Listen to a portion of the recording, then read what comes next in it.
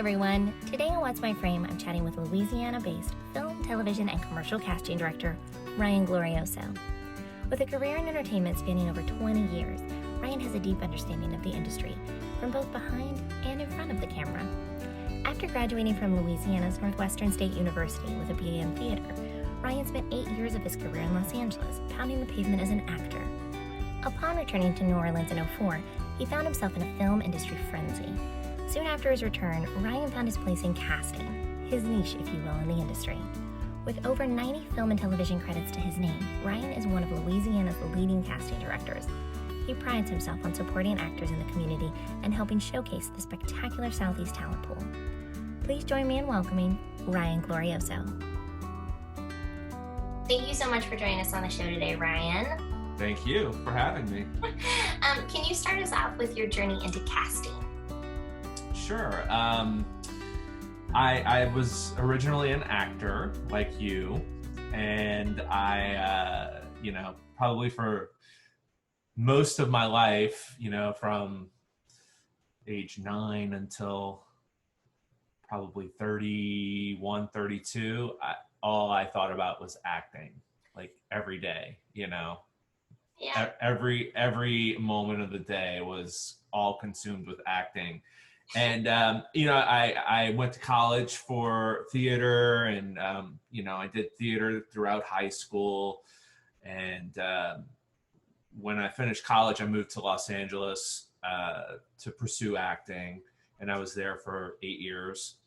And I did some acting. I auditioned a whole heck of a lot. And I booked a few things here and there. And I basically spent my 20s in LA pursuing acting. And then I got to a point where I,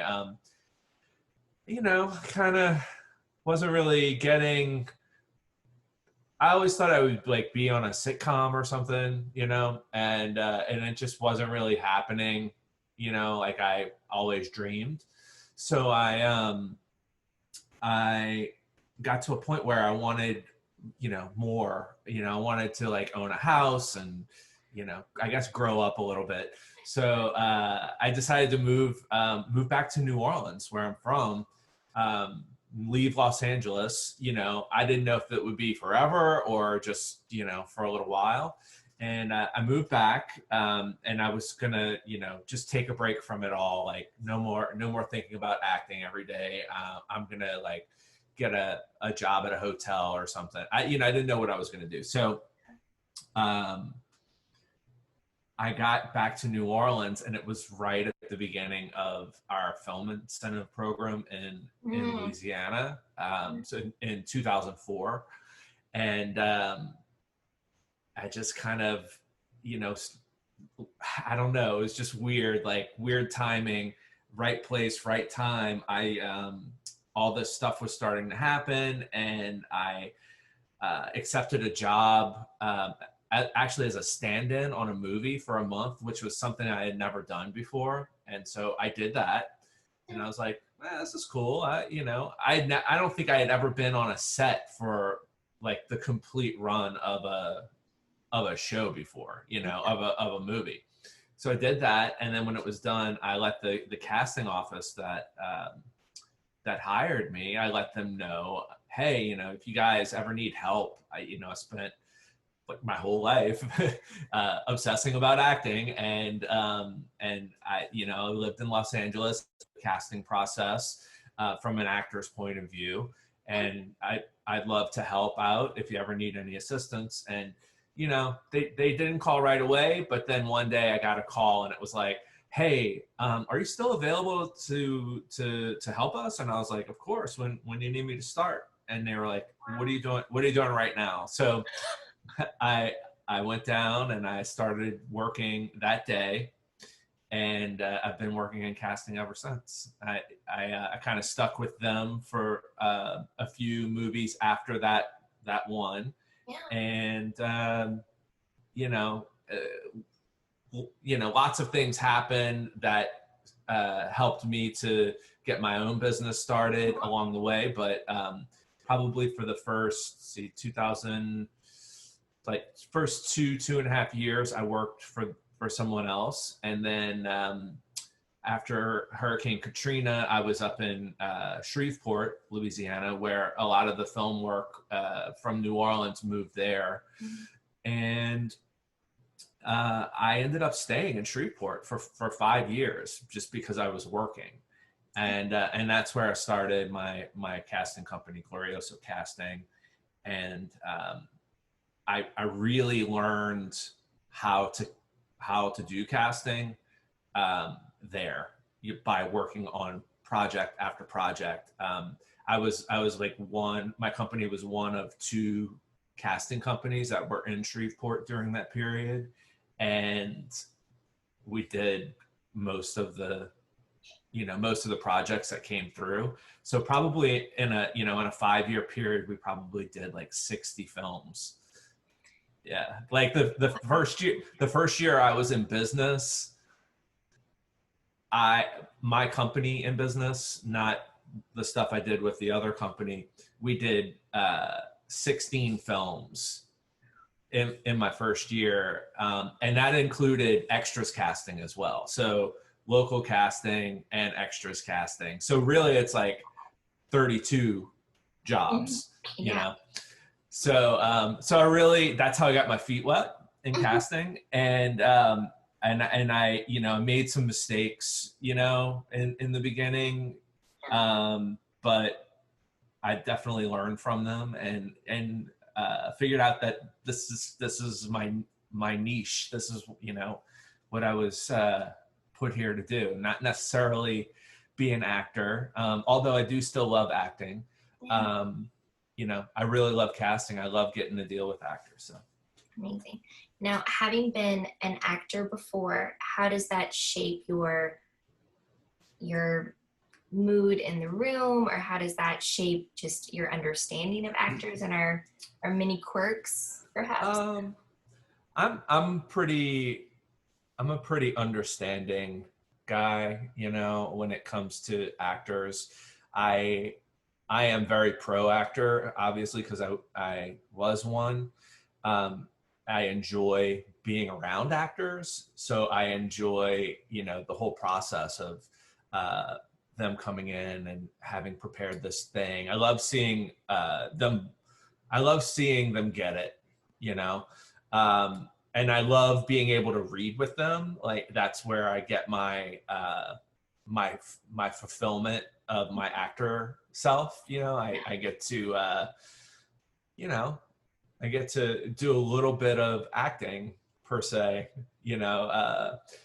so that's fun. I just like recognizing when someone has put the work in, and I can see that they've done that. I like that all unfolding in front of us, whether it's from, coming in live or seeing it from a self-tape. I think you can get that from both avenues. Yeah, I appreciate you noting that, because I do want to talk later about self-tapes and Zoom auditions and how, depending on what market you're in, it may be a while before you're actually in the room, even as production is slowly starting back up. But I do want to stay on like the Southeast market for a minute, because you kind of arrived, like you said, at the right place at the right time, and have seen it grow to just a real competitor for actual Hollywood. How have you seen it change and evolve? And what do you think the future of the Southeast market looks like? I've seen it grow in a way that I think is really important. The infrastructure is the most important aspect of the whole thing. Films can set up shop in any small town, and they can rent a warehouse and build sets and, do the thing for 1 or 2 films. But what I've seen from the get-go is it be like what I just described to a situation where we have studios now. We have, like concrete office space that that's not going anywhere. We have a solid crew base that have made, whether it's New Orleans or Atlanta or, one of the surrounding suburbs, made it their home, and once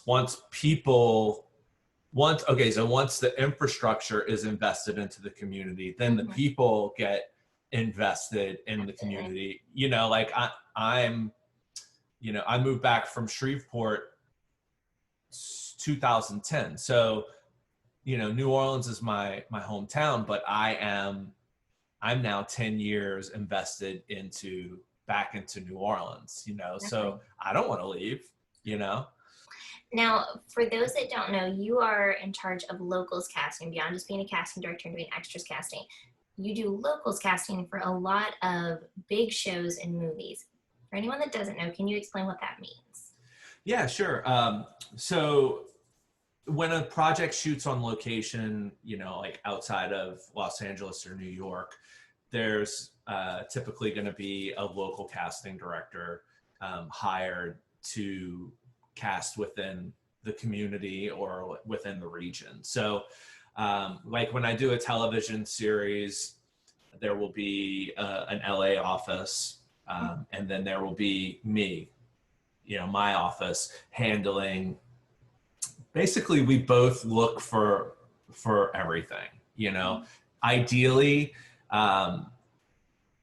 the producers would love to hire as many people locally as they can, because it's, first and foremost, bottom line, it's less expensive, and if we are doing our job and we're, building the solid talent base locally, why wouldn't we, give those local actors a shot, some of these amazing opportunities? I mean, they're also investing themselves in being part of the infrastructure that I was just talking about here. So I'm generally hired, like on a television show, when we do a pilot, both offices will look, the series regulars typically will come from Los Angeles, from the star talent pool.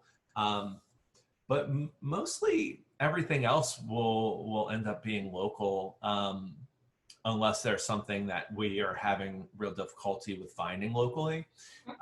They will also look in Los Angeles. And then when the show gets to series, I'm typically hiring most of the co-stars and some guest stars. Usually the guest star cast that for an episode will be looked at in Los Angeles, New York, as well as locally. So, but for the most part, all the co-star roles are probably going to come from here, unless it's something really crazy that we just don't have. Now, you have helped cast Daddy's Home, Get Hard, and The Campaign, all Will Ferrell films, just packed full of comedy. When you are working on films like that, do you feel like it's helpful to see like the improv in the room, or do you see that that's often asked on those kind of big comedies, or is it better to do as written?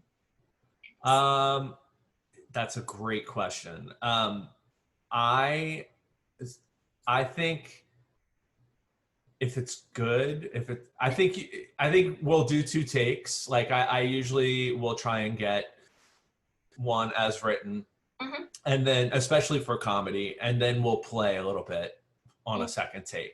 And I may or may not, like I may think the person's like perfect for it based on what they did, the way it's written, and then maybe their improv is just not great. That's not a deal breaker for me. I don't have to show it, to the producers. Like if I feel like they can get to the set and deliver, then I will show it. I may test out the waters with the producers or the director and ask, like, what's the improv situation going to be like on set? Like, are you guys going to want to play? Because, this person might not be the strongest improviser, but they can handle whatever you throw at them that's written.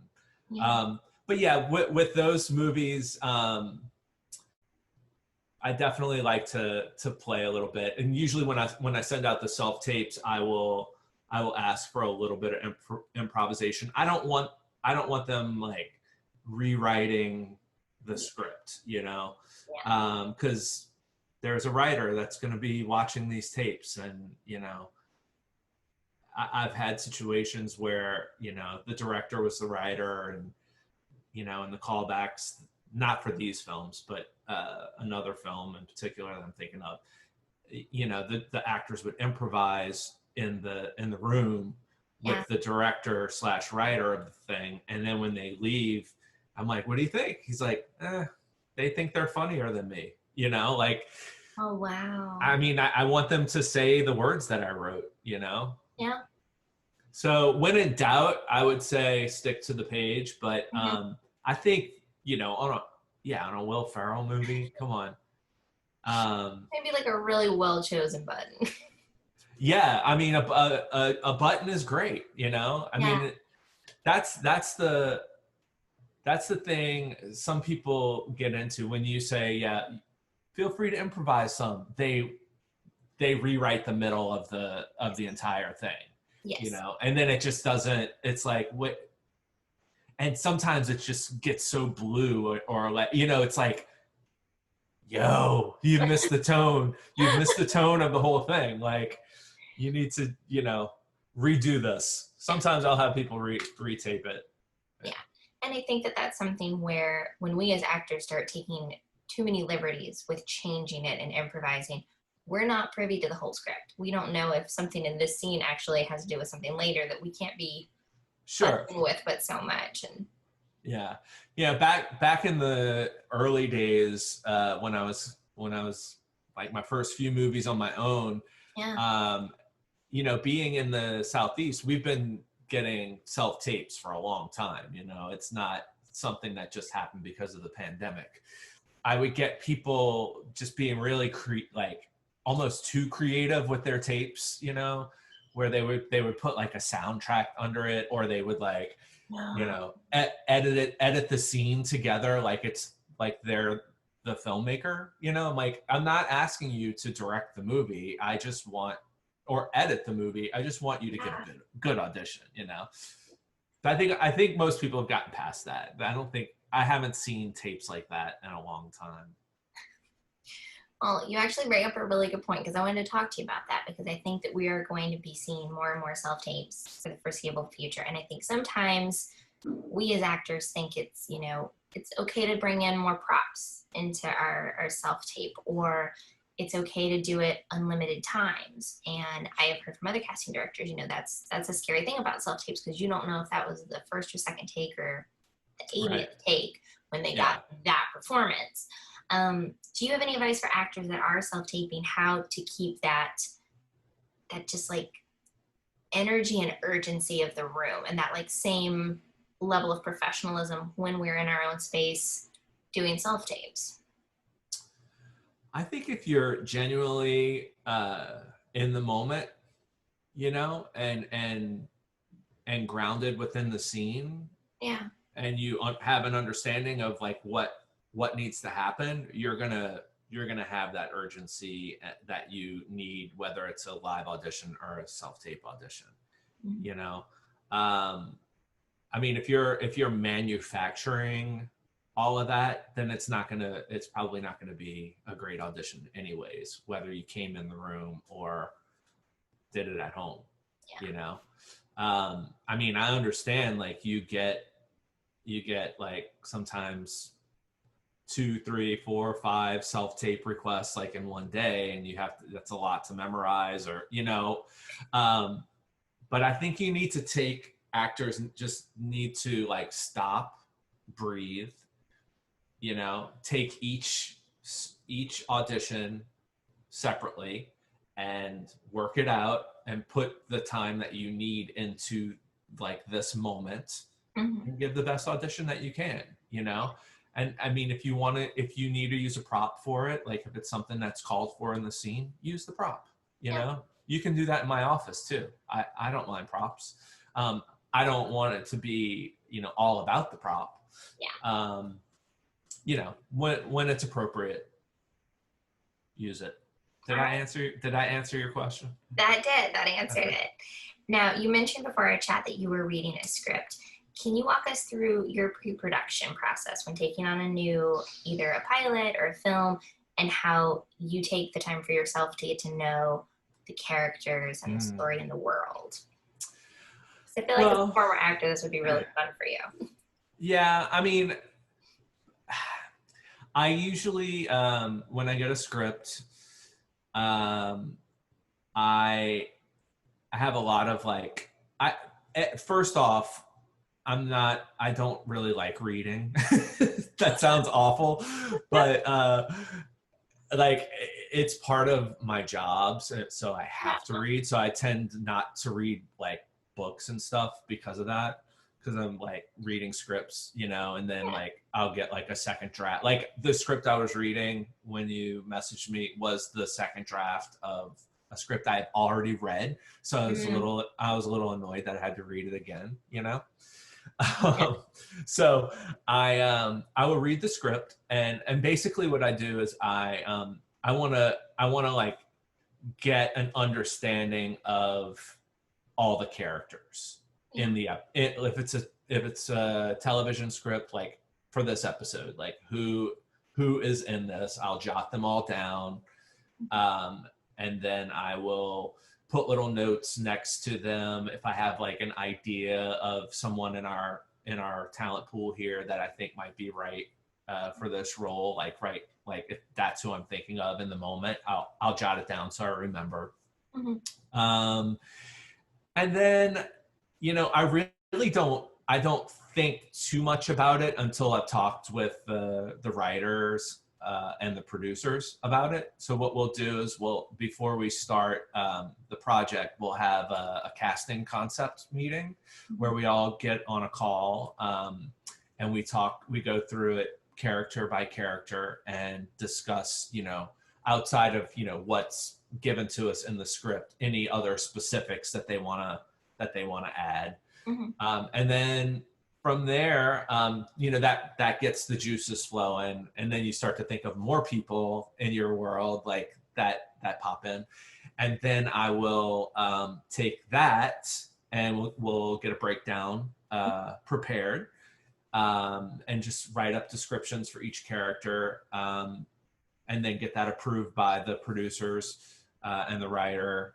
and the director, and then once that's good to go, we'll get if there's any like studio or network approvals that are needed for the breakdown, we'll get that approved, and then we release it. And for me, like a big part of my process is like I get asked by I never get asked by like seasoned professional, like people who have done this for years, like when they come to local casting, like, so can you tell us who you're thinking of, or can you just send us some ideas, like before we even start, of these characters? Like that's always happens with like someone who it's their first time making a movie or something.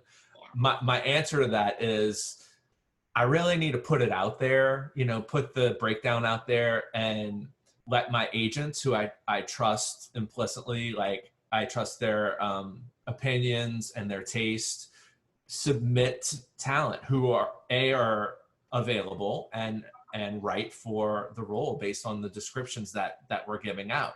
And then from there, we can kind of, curate a list of people to see for each role. And then go through the whole process of auditioning and self-tapes and all that stuff. So many actors have found real success in the Southeast market and built their resume there. It's a different talent pool than those that comes to LA straight out of like university. What advice would you have for actors that are coming in for, say, smaller roles in the like co-star space where there's not a lot to go on often? How do you suggest they leave a memorable impression without making a meal out of, a few lines? Oh man, what is my advice? That's a good question. I think it all goes back to, being, you know, honest and in the moment for whatever it is. It doesn't matter the size of the role, you know, whether it's, you know, a huge guest star with, you know, a 3-episode arc, or a co-star that has, you know, 5 lines. You know, you still need to put the same process into it. I think it's important to remember if it is a character that's, you know, just forwarding the plot, that's what your job is. There, you know. When in doubt, like as I said with the improvising and all that, stick to the script. You know, be the best. If it's a cop, you know, who's pulling someone over and giving them a ticket, be the best, most authentic cop who's doing this task that is assigned to you. I think that the pitfall is people trying to make a meal out of it, you know, make it more than what it is.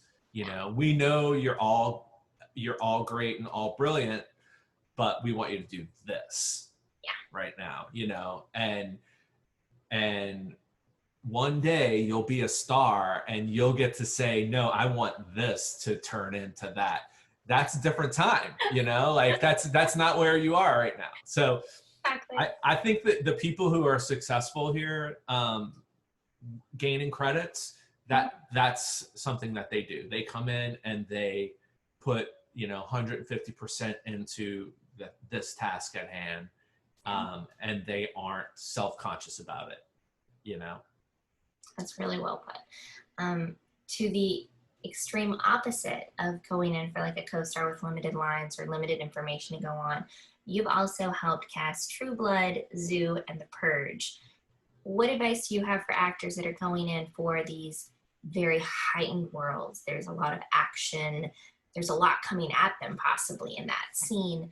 Where would you say is the best place to be putting your focus and your energy, so that it doesn't just seem like a lot going in, a lot happening in a very small frame? Yeah, I think for the audition, it's really important to work it out in your head. You know, yeah, you have this small frame like what we're watching each other on right now. Yeah.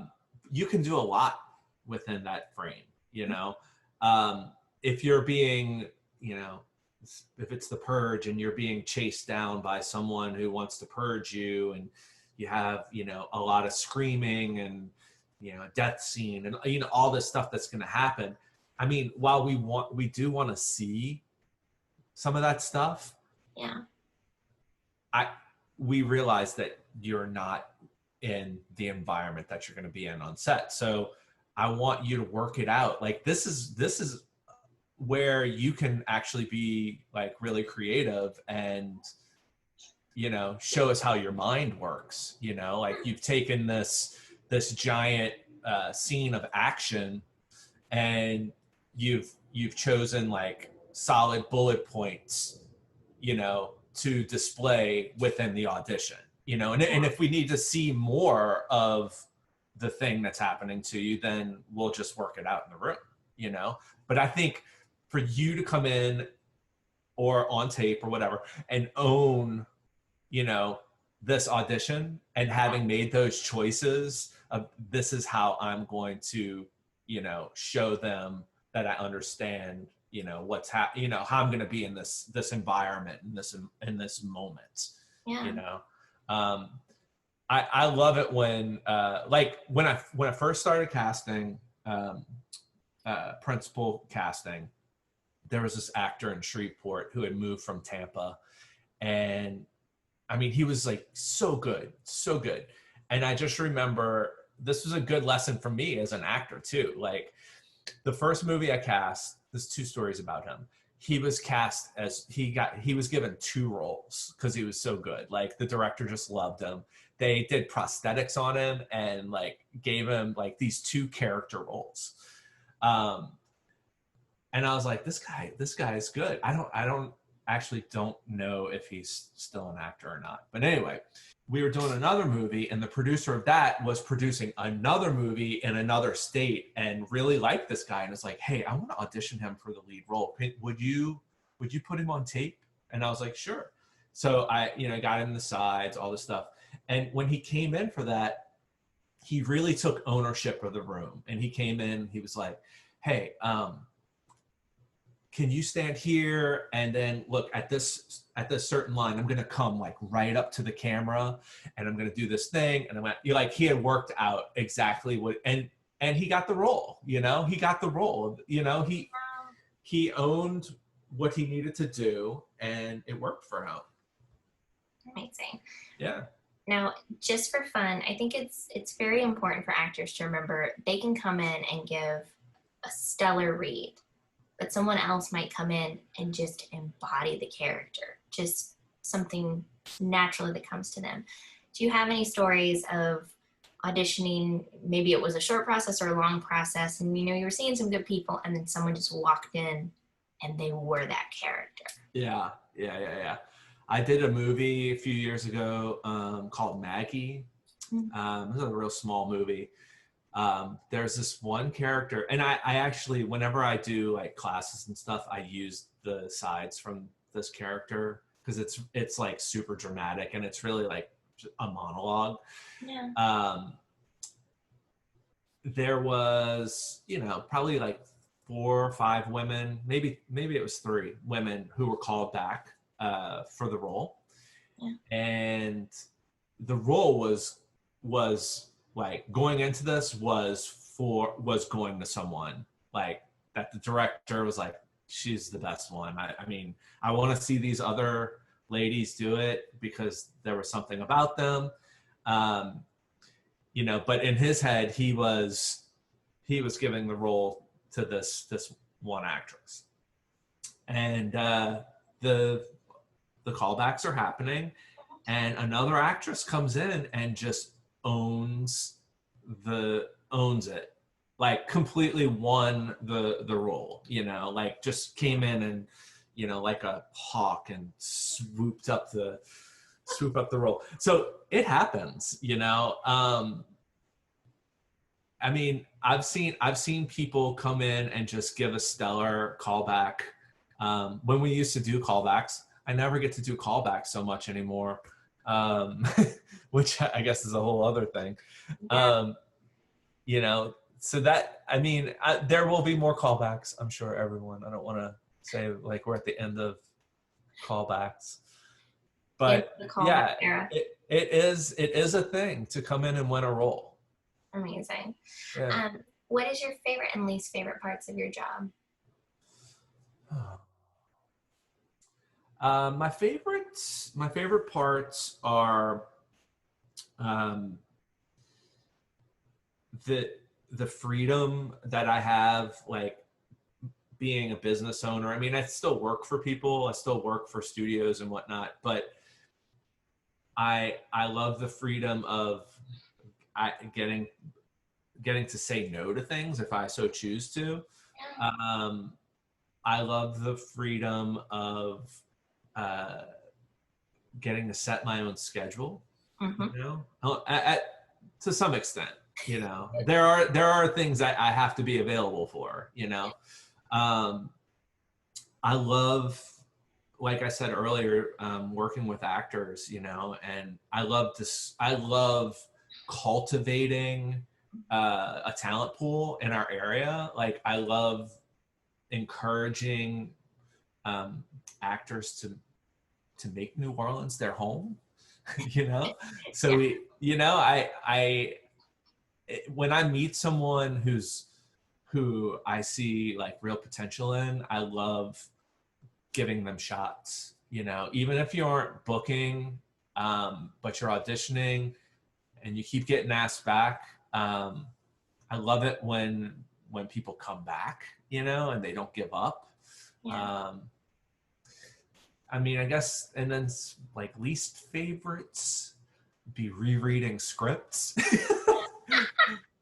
I don't know. Pandemics are my least favorite part of the the job.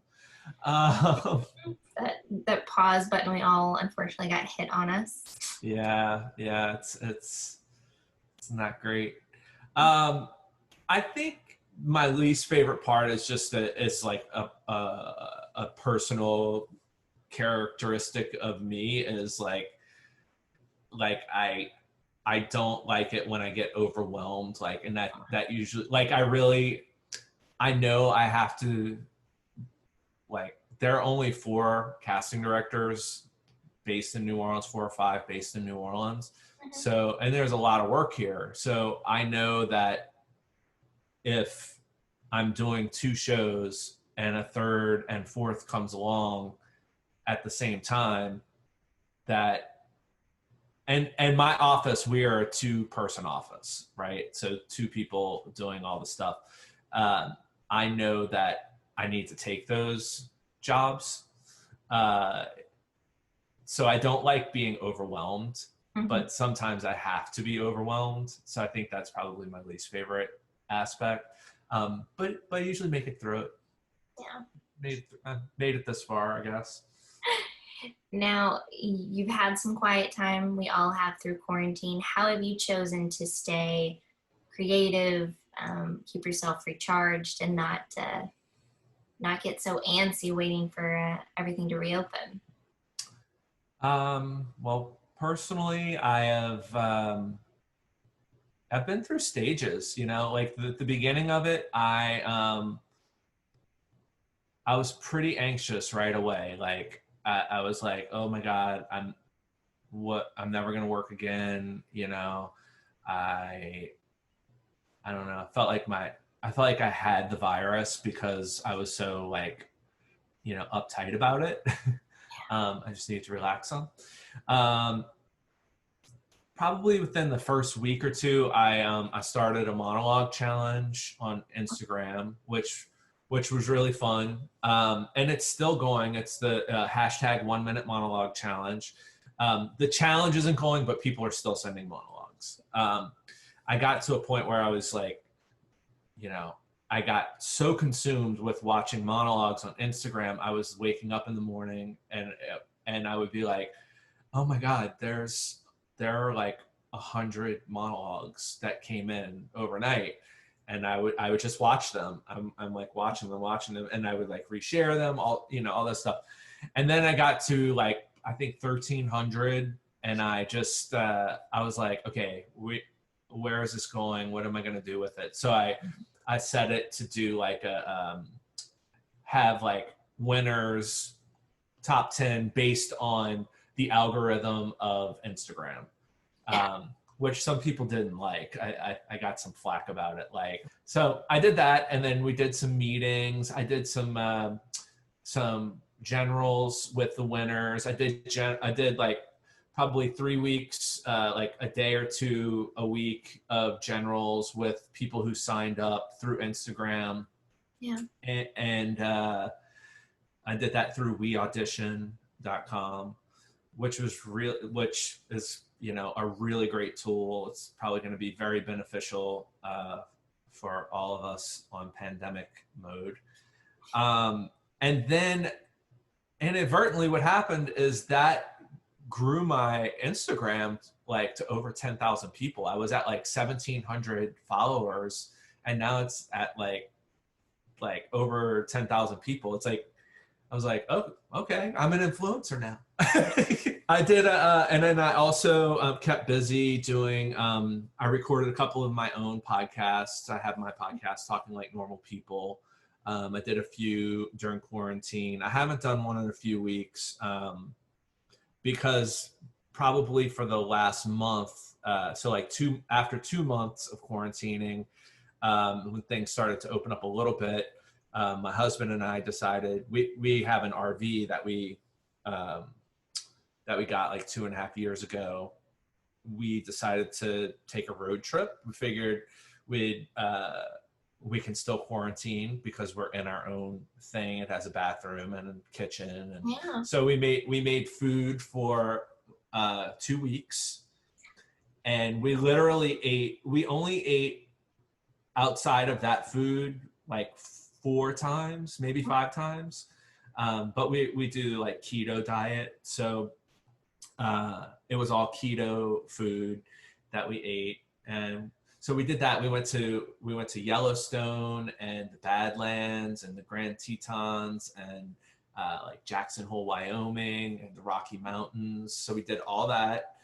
And then we came home, and then we were here for probably like 4 or 5 days. And we're like, why did we come home? You know, why did we come home? So we went to the beach. That's why I'm so tan. We went to the beach. We were like, let's go to the beach for 2 days. And we ended up hitting 3 different beaches for a week. So that's what I've been doing for the like last 3 weeks to a month, which has been really nice to get out on the road. It's crazy. Some places are like way open. Some places are very open, and some places are still very locked down. I was in Florida, and oh yeah, they're very open. Oh, it's crazy. It's like, and people aren't wearing masks either. I'm like, y'all need to put those masks on. Yeah, I think that for me personally, and a lot of friends that I've talked to, in a lot of ways, the reopening is actually more stressful than things closing down, because there was this sense of protection, whether it be true or, you know, artificially manufactured. There was a sense of like protection of the safer at home, and now as like different areas have different rules, there's just more confusion to an already just. No, I know. Crazy. Well, I'm home now. Well, I'm glad you got to get out and see a little nature. That is one thing that I have definitely missed through quarantine, because our parks are just starting to reopen in California. All right, so last question that we ask everyone on the podcast is, what is one thing you wish you could go back and tell your younger self? As an actor, I'm gonna since this is about acting, I'll go with this. There are other markets besides Los Angeles and New York that you can work in, and you don't have to be a movie star.